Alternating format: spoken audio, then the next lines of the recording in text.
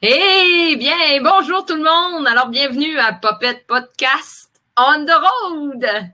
I will start in English to introduce my English friend, but this podcast will be in French because my friend I invite today, Mathieu René, is speak French. But if you want to ask any question, be free to just chat with us in French or in English. And Matthew speak English too, so he could answer as well as you ask questions. So Mathieu is an old friend from like 10 years. I know him, and he built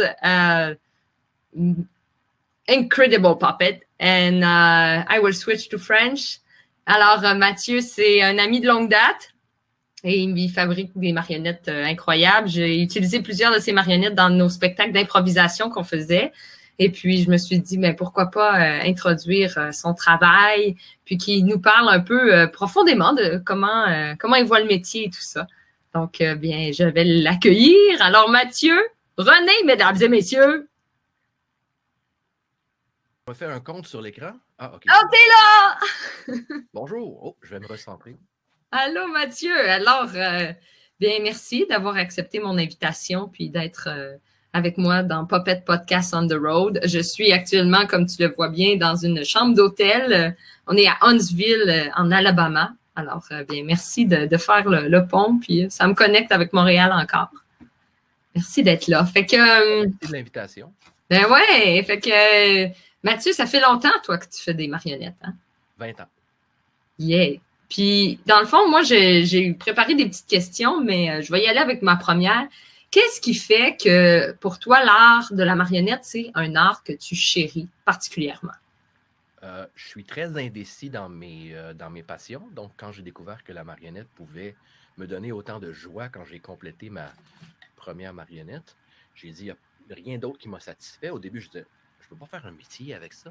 Mais quand j'ai découvert que oui, on pouvait, qu'il y en a qui le faisaient, j'ai dit, ben, j'y vais. Puis j'ai fait un site web, j'ai envoyé des CV, puis j'ai eu, au bout de 6 mois, mon premier contrat. Donc, temps partiel les 2 premières années, temps plein pour le reste.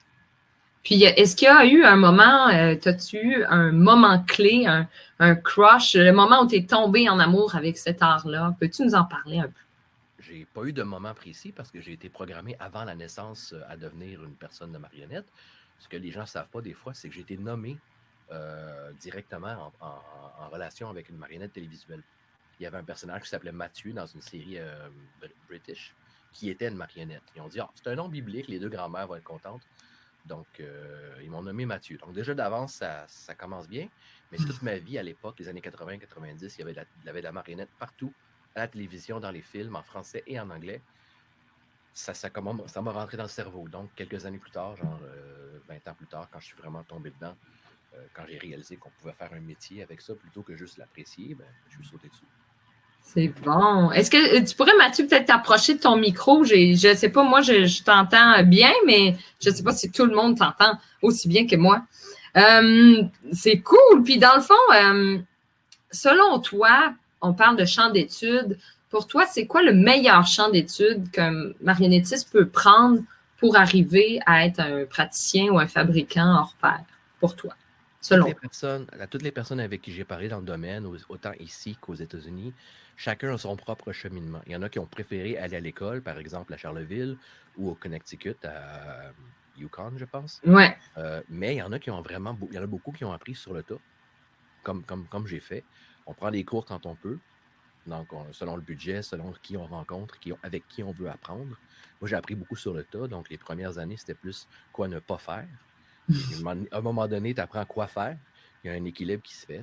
C'est peut-être pas la méthode la plus efficace que j'ai suivie, mais ça m'a quand même donné une profondeur de connaissance à cause de toutes les erreurs que j'ai faites. Donc, c'est une façon de faire. Mais si on est quelqu'un de plus cartésien, qu'on veut apprendre étape par étape, c'est peut-être bien d'aller dans une école, dans un programme spécifique. Faites vos devoirs avant de choisir une école. S'assurer que c'est un fonctionnement qui fonctionne pour vous. Et puis, moi, j'encourage dans le fond, tous les cheminements.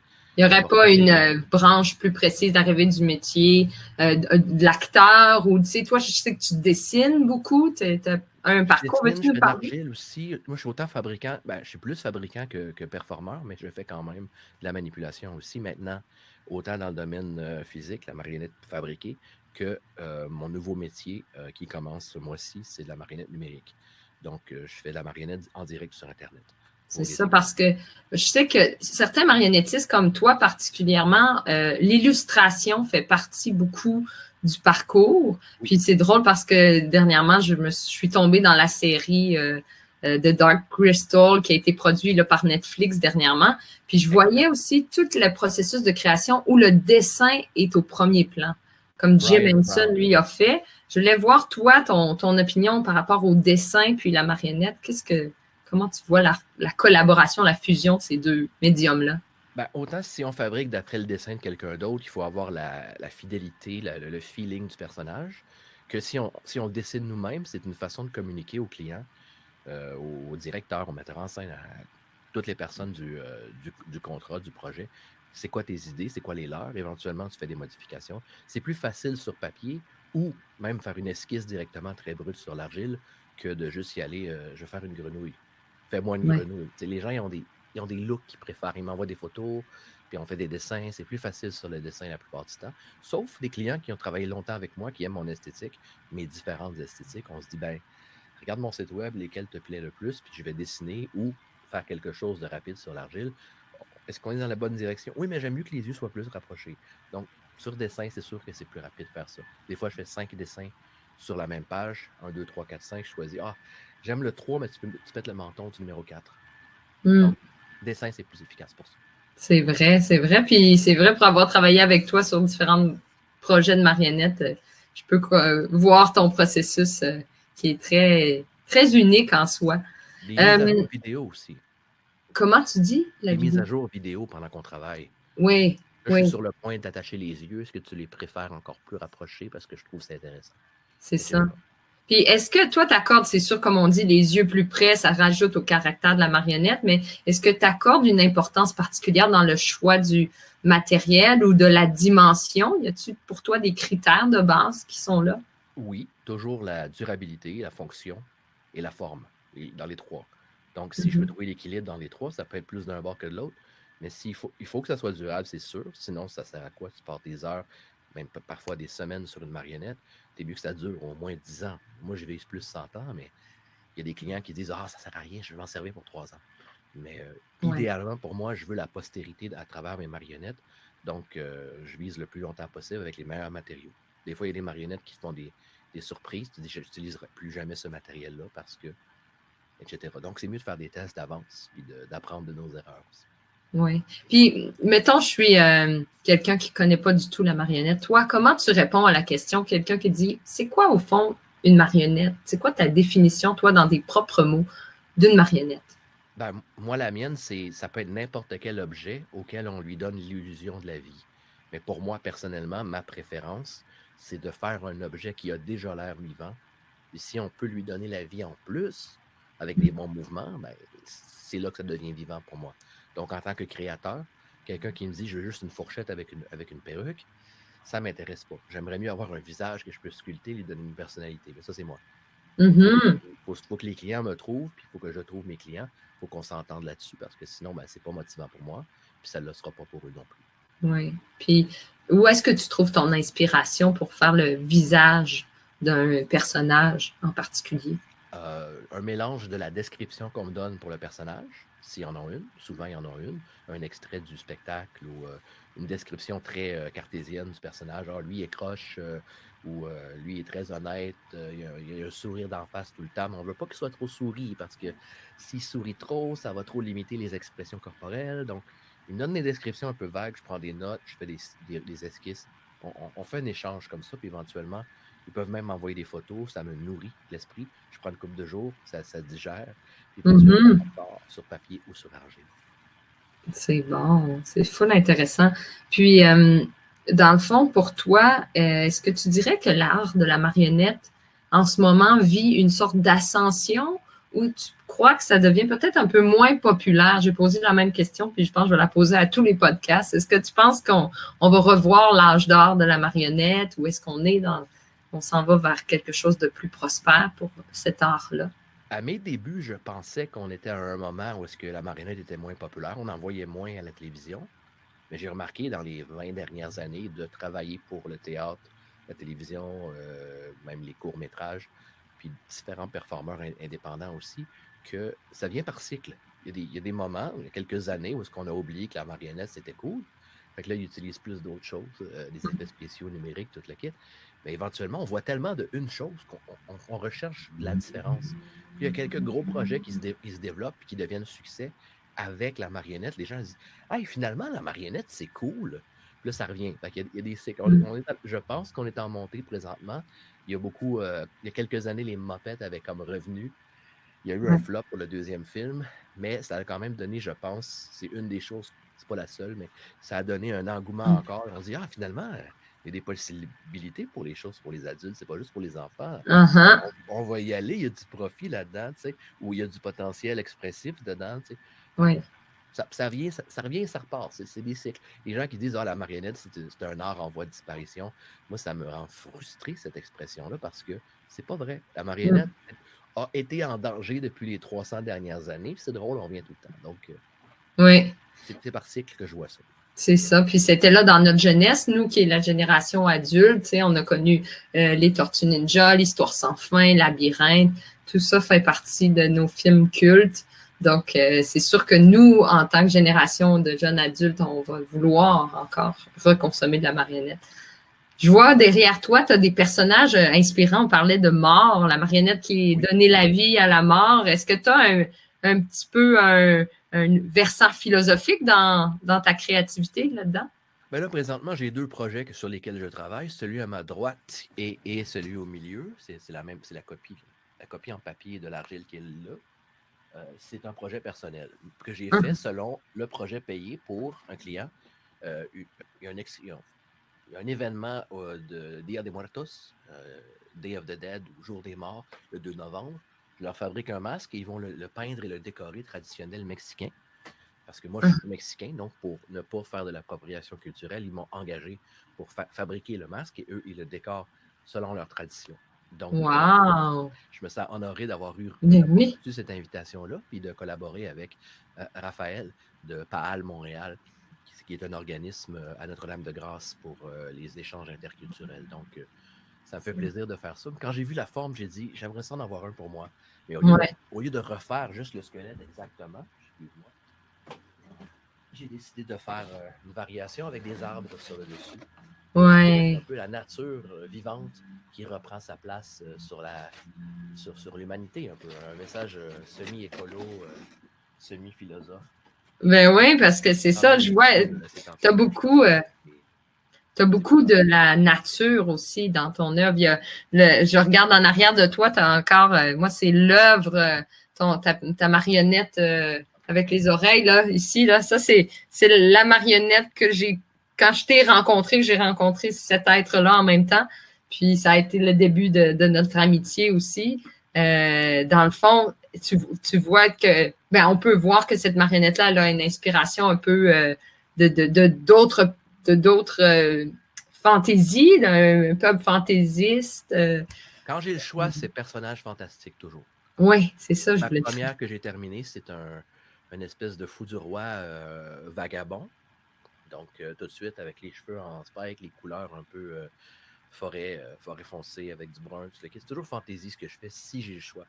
Quand c'est moi qui prends les décisions ou que j'ai beaucoup de liberté artistique, je me retrouve toujours vers la magie, vers le médiéval fantastique toujours. Oui. Est-ce que tu dirais que ce serait tes influences? Tu sais, on penserait souvent quand les gens ont dit fantastique, on dit est-ce que tu es influencé par le Seigneur des Anneaux ou plus justement Jim Henson, le Labyrinthe, Dark Crystal? Est-ce que tu dirais que c'est tes influences un peu? Celles qui viennent tout de suite dans ma tête quand on me demande ce genre de choses-là, c'est toujours Labyrinthe en premier, c'est mon film préféré. Donc, il y a tout là-dedans.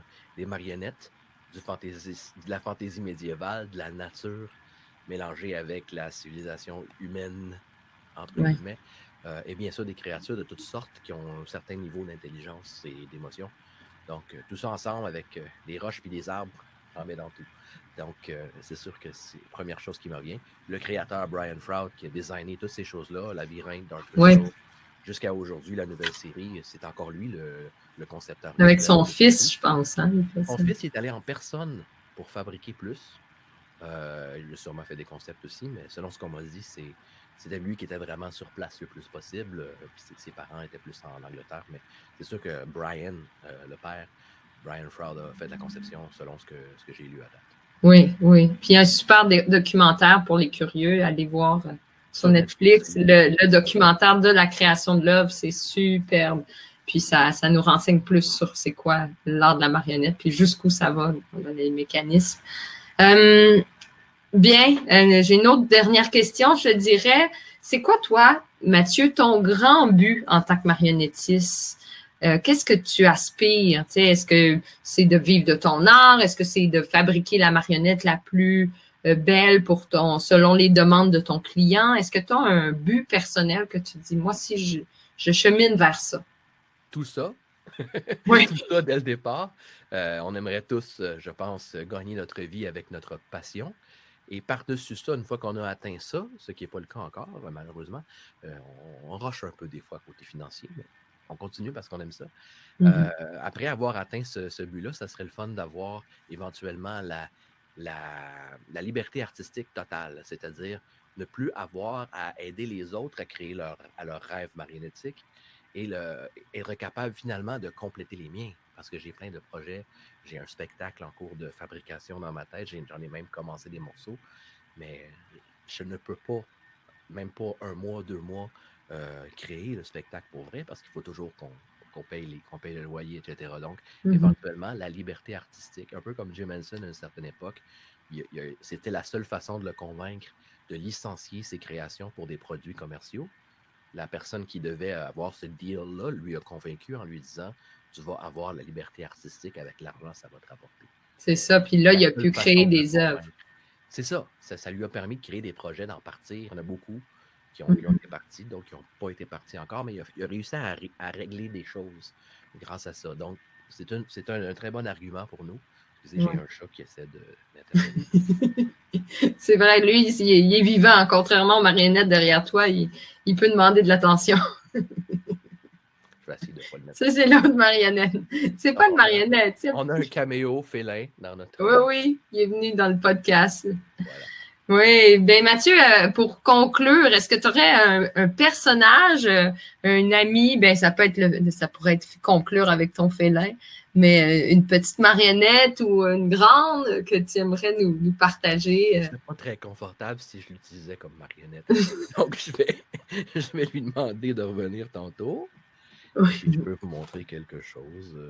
J'en ai un qui est plus facile à manipuler avec la position marionnette caméra présentement. Donc, pendant quelques années, j'avais un spectacle sur Internet en direct à chaque semaine avec un collègue de Vancouver. Et ça s'appelait The Zlorg & Bob Show. Hello! Hello! English. English. Yeah, we can switch English. I'm fully blédinde. Je parle québécois aussi, je pense. Oui, j'ai jamais essayé, mais ça a l'air que ça fonctionne. Puis là, vous, mon cher monsieur, comment vous étiez une vedette là, de podcast ou du moins de vidéos en ligne, là, à ce que je comprends, c'est ça? Blog TV, indeed. OK. Puis, il y a eu beaucoup de gens qui ont écouté vos émissions. Combien? À peu près une trentaine à chaque épisode. C'était pas énorme, mais ça durait. On avait nos fans finis, là. C'est ça. Puis lui, ce personnage-là, est-ce qu'il y avait une vie sociale? Peux-tu nous le dire, lui, monsieur? J'avais la vie sociale de conquérir le monde et tout d'un coup, je me suis rendu compte que c'était beaucoup de travail de l'entretenir. Alors, j'ai conquis le monde et je l'ai redonné, quoi, parce que c'est trop de travail.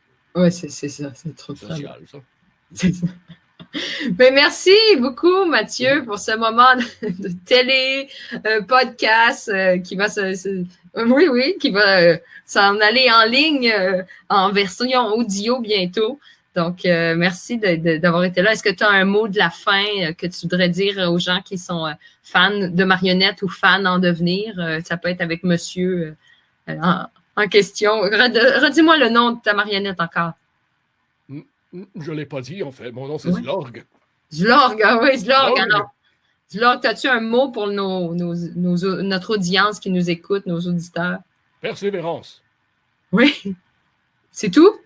Vas-y, un mot. Non, mais persévérance à travers... Essayez, continuer jusqu'à ce que vous ayez atteint un certain but. Faut pas lâcher avant, sinon vous n'aurez pas la motivation d'essayer encore et de répéter le cycle jusqu'à temps que vous ayez conquis le monde ou votre projet. Un projet, oui, le monde ou un projet. Voilà. Ouais. Mais merci beaucoup, Mathieu. Fait que, on se redonne des nouvelles. Je vais venir te voir, c'est sûr, quand je vais être à Montréal. On parlera projet. D'accord. Merci beaucoup pour ton invitation. C'est bon. Bye. Merci. Bye-bye. Bye.